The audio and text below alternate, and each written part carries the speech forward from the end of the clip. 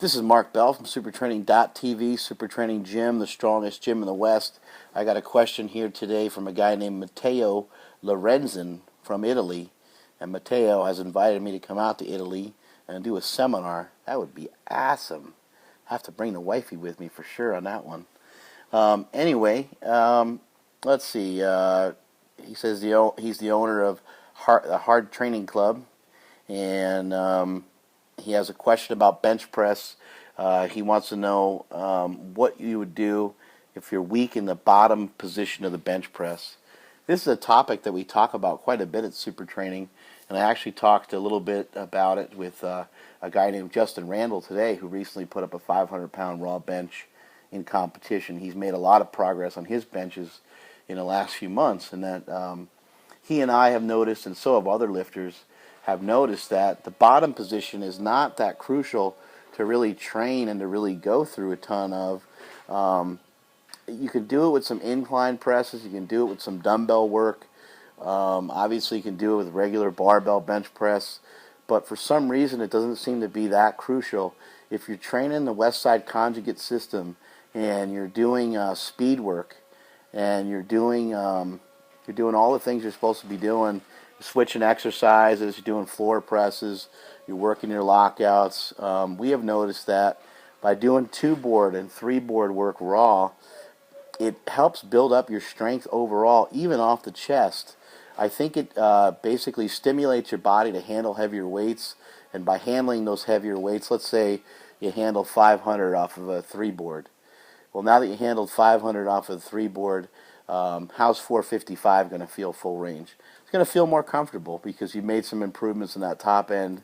You know what it feels like to on-rack that weight and to hold that weight in your hands. And so now you have, basically when you grab a hold of that lighter weight, it's going to feel easier.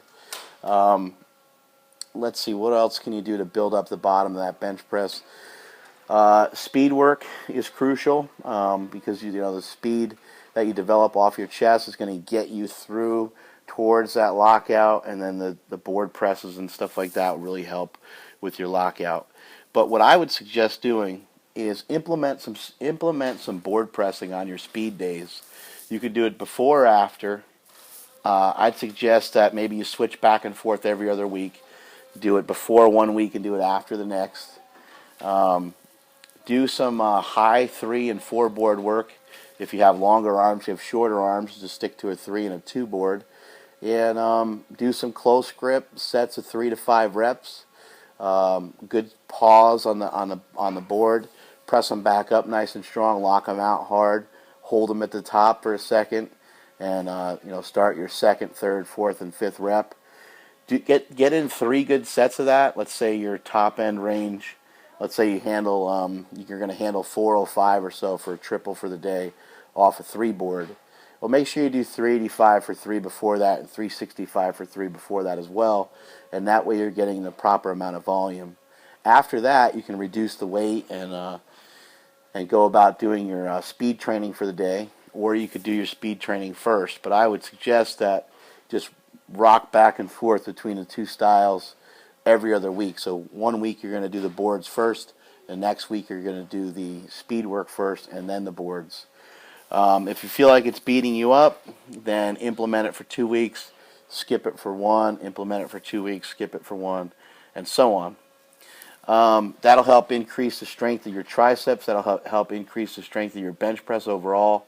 Make sure with your speed work that you're moving fast, but that you have a weight that is challenging, that's not too light.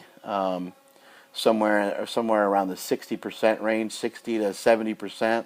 Would be good. 60 to 70% of what? 60 to 70% of your best raw bench press.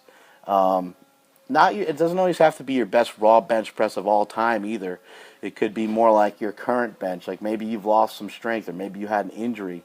So be careful that you're not doing that, because if you make it your all-time best, it's sometimes, as you develop a lot of strength, it's sometimes hard to always maintain or always be better than even yourself. So you may have to lower the percentage a little bit, but make sure you're fast, make sure you're under control, try to pause the weights at the bottom a little bit, and really drive into them hard.